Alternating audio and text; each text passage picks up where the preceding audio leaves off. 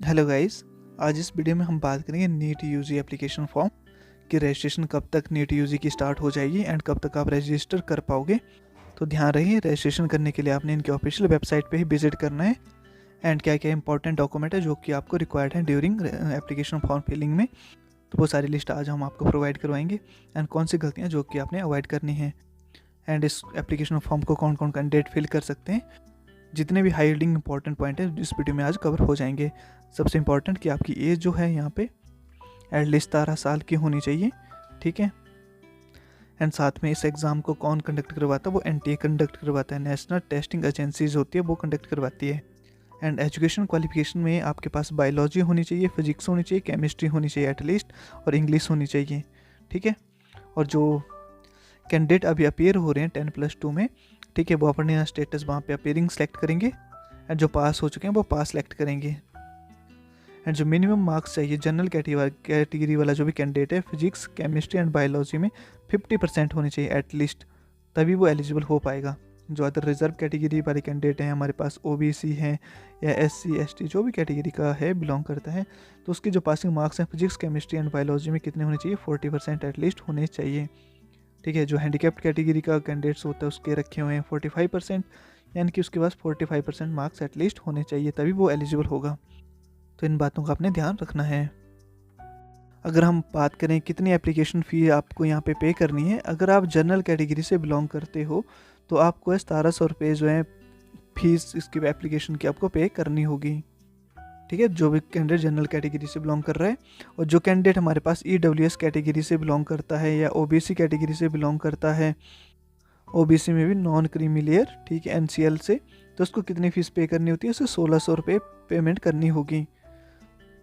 And जो candidate reserve category से belong करते हैं, एसटी है, एससी है, तो उन कैंडिडेट को कितनी फ़ीस पे करनी होती है, 1000 पेमेंट करनी है। अगर कोई हैंडीकैप्ड कैटेगरी का है तो उसको भी 1000 ही पे करना है। अगर कोई कैंडिडेट एनआरआई कैटेगरी से बिलोंग करता है तो उसे 9500 रुपये पेमेंट करनी पड़ेगी। तो ध्यान रहे, जैसे एप्लीकेशन फॉर्म यहाँ पर रिलीज़ हो जाएंगे तो आप इनके ऑफिशियल वेबसाइट पे यहाँ पे विजिट करेंगे और सिलेक्ट करेंगे ई सर्विसेज, ठीक है। तो यहीं पे आपको देखने को मिल जाएगा। तो यहाँ पे अभी देख सकते हो, अभी इन्होंने कोई रिलीज़ नहीं किया हुआ है एप्लीकेशन फॉर्म, नहीं तो यहाँ पे कैंडिडेट एक्टिविटी भी आपको देखने को मिल जाएगी। तो आपने क्या करना है, ई सर्विसेज पे लॉगिन करना है। जब एप्लीकेशन फॉर्म जल्द ही रिलीज़ हो जाएंगे तो हम उसकी भी कंप्लीट वीडियो यहाँ पे अपडेट कर देंगे कि स्टेप बाय स्टेप आपने कैसे एप्लीकेशन फॉर्म को फिल करना है बिना किसी मिस्टेक के। सो मोस्ट कॉमन जो क्वेश्चन आता है कि नीट यूजी का एप्लीकेशन फॉर्म कौन से कैंडिडेट फिल करेंगे, सिर्फ वही कैंडिडेट जिन्होंने एमबीबीएस करना है, क्या वही कैंडिडेट इसको फिल कर सकते हैं? तो नहीं, जिसको बीएमएस करनी है वो भी यहाँ से ही जाएगा, या जिसको बीडीएस यानी कि डेंटल में जाना है तो वो बीडीएस को भी यहीं से एलिजिबल होगा। मतलब जितने मेडिकल फील्ड है आप यहाँ से जा सकते हो। अगर आपको बीबीएससी करनी है तो आपको भी यहीं से ही जाना होगा। एंड इस एग्ज़ाम की इंपॉर्टेंट बात यहाँ पे बता देता हूँ कि ये जो ऑफलाइन पेपर होता है, ठीक है, आप कंप्यूटर पे नहीं दोगे इसको, ये होता है हमारे पास ऑफलाइन वे में, यानी कि पेन पेपर के थ्रू ये आपका एग्जामिनेशन होता है, यानी कि आपको OMR सीट आपको फिल करनी होती है। एंड जो पेपर रहता है हमारे पास 720 मार्क्स का रहता है, ठीक है। हर एक क्वेश्चन के आपको अगर सही करते हो तो आपको 4 मार्क्स मिलते हैं, अगर गलत करोगे तो -1 आपका काट लिया जाता है। तो जो भी आपका एग्ज़ाम आएगा उसमें कौन कौन से सब्जेक्ट से क्वेश्चन आएंगे, फिजिक्स से आएंगे, केमिस्ट्री से आएंगे, बायोलॉजी से आएंगे। फिजिक्स से कितने क्वेश्चन आते हैं, 45 आते हैं, 45 आपके केमिस्ट्री से आते हैं, बायोलॉजी से 90 क्वेश्चन होते हैं, यानी कि टोटल 180 क्वेश्चन आपके रहते हैं। यानी कि एक सिंगल जो पेपर होगा उसमें 180 क्वेश्चन आपके रहेंगे। एंड जो आपका सिलेबस रहता है वो NCERT बेस्ड रहता है, NCERT से ही आपके क्वेश्चन यहाँ पे आते हैं, ठीक है, तो उस पर मोर फोकस रखें।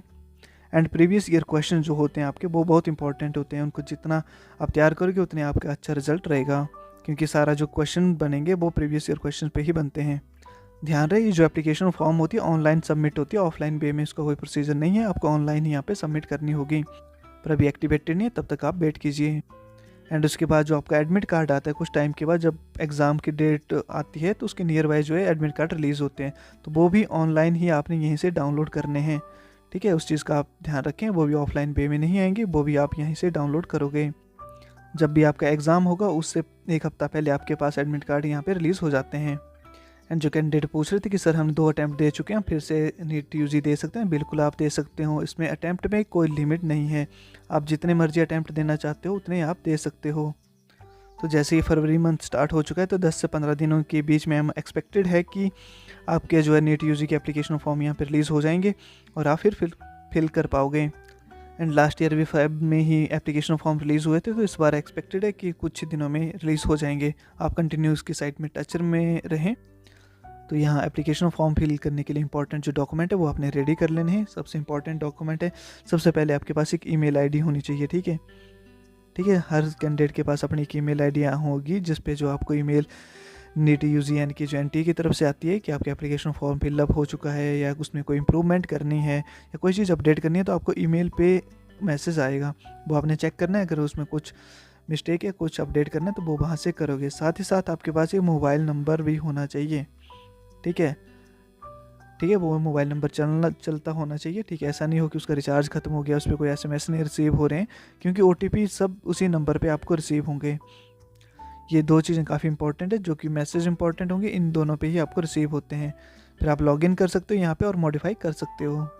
एंड कुछ कैंडिडेट होते हैं ईमेल की स्टोरेज फुल हो चुकी होती है, स्टोरेज में भी कुछ स्पेस रखें ताकि वहाँ पे मैसेज आ सकें, नहीं तो अदरवाइज़ कैंडिडेट को OTP नहीं आता है, क्योंकि वहाँ की ईमेल की जो स्टोरेज है वो टोटल फुल हो रखी होती है, ईमेल फिर आ ही नहीं पाती है वहाँ पे।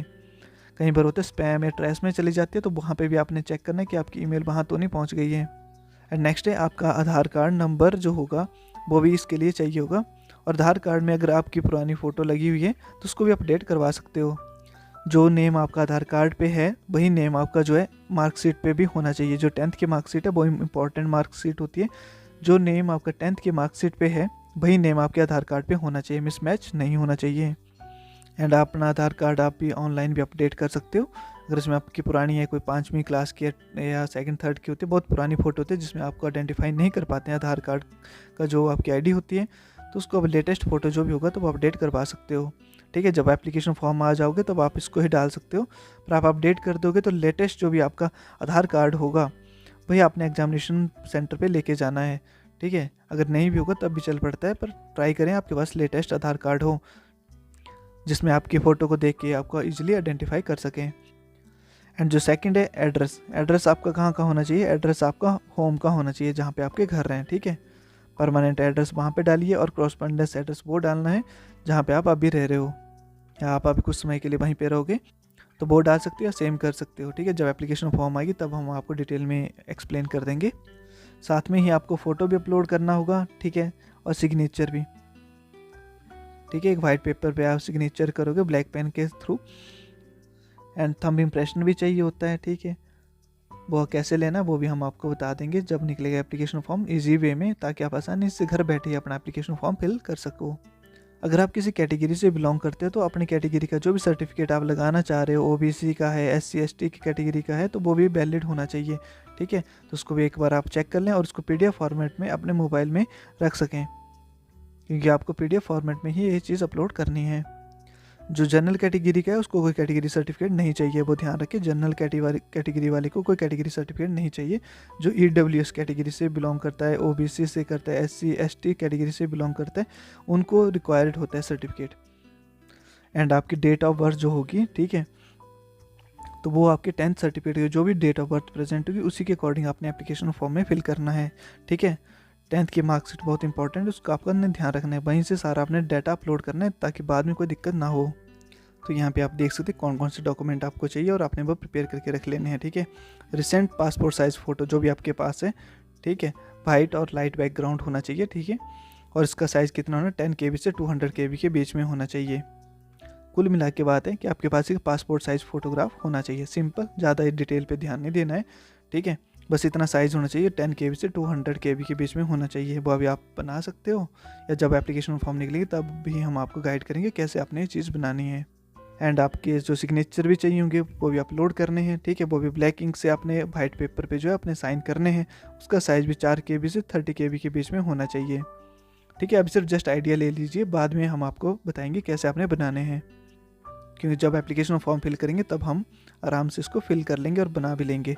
ठीक है, इसकी आपने टेंशन नहीं लेनी है। लेफ़्ट और राइट का हैंड का थंब इम्प्रेशन वहाँ पे लिया अपलोड करना होगा आपको। एंड वैलिड ID प्रूफ होना चाहिए आपके पास, कोई भी ID प्रूफ यहाँ पे चल पड़ेगा। आधार कार्ड है वो चल पड़ेगा, अगर ये नहीं है तो पासपोर्ट चलेगा। वोटर ID में से कोई भी आपके पास आइडेंटिटी प्रूफ है वो आपका चल पड़ेगा। तो यहाँ से आप देख लीजिए कि आपके पास क्या है। तो आधार कार्ड एटलीस्ट होना चाहिए, एंड डेट ऑफ बर्थ के प्रूफ के लिए आपके पास 10th की मार्कशीट होनी चाहिए, ठीक है। तो इस चीज़ भी आप ध्यान रखें। और उसके बाद क्लास 10th की मार्कशीट चाहिए होती है, जिससे आगे आपका नेम वेरीफाई किया जाता है, डेट ऑफ बर्थ वेरीफाई की जाती है, बोर्ड की डिटेल एंड रोल नंबर आपका चेक किया जाता है। एंड देन उसके बाद आपकी 12th की मार्कशीट भी चाहिए होगी कि आपने बायोलॉजी ली थी या नहीं ली थी। ये सब्जेक्ट मैंडेटरी होते हैं, तभी आप अपीयर हो पाओगे। एंड जिन्होंने अभी +2 कंप्लीट नहीं करी वो अपीयरिंग स्टेटस पे सिलेक्ट करेंगे, और जो पास कर चुके हैं वो पास सेलेक्ट करेंगे। और एड्रेस प्रूफ में अपना आधार कार्ड का यूज़ कर सकते हो, पासपोर्ट का यूज़ कर सकते हो, राशन कार्ड नंबर आप एंटर कर सकते हो, ठीक है। जो कि हैंडीकैप्ड कैटेगरी का है उनका सर्टिफिकेट चाहिए होगा। एंड जो नेक्स्ट है कैटेगरी सर्टिफिकेट, ठीक है। SC ST जो भी कैटेगरी से बिलोंग करते हो वो सेंट्रल गवर्नमेंट के फॉर्मेट में वो सर्टिफिकेट होना चाहिए। एंड जो पेमेंट करोगे आप डेबिट कार्ड से भी कर सकते हो, क्रेडिट कार्ड से भी कर सकते हो, नेट बैंकिंग, UPI, किसी भी मेथड से आप अपने पेमेंट कंप्लीट कर पाओगे। जो कि इंपॉर्टेंट पॉइंट है, जो कि आपने स्किप नहीं करने, डिटेल जो भी अपलोड करनी है एग्जैक्टली मैच करनी चाहिए 10th के सर्टिफिकेट के साथ, ठीक है। फोटो जो भी होगा आपका क्लियर होना चाहिए, ठीक है। और जो भी अपने सिग्नेचर होगी वो रीडेबल होनी चाहिए एंड क्लियरली विजिबल होने चाहिए। तो इतनी बेसिक सी चीज़ हैं, जब आपकी एप्लीकेशन फॉर्म फिल करोगे तब ये रिक्वायर्ड होगी। सो थैंक यू गाइज। जब एप्लीकेशन फॉर्म निकलेंगे तब हम आपको बताएंगे स्टेप बाय स्टेप कैसे फिल करना है। तब तक आप पैनिक ना करें, अपनी प्रिपरेशन पे फोकस करें और अपनी जर्नी को कंटिन्यू रखें।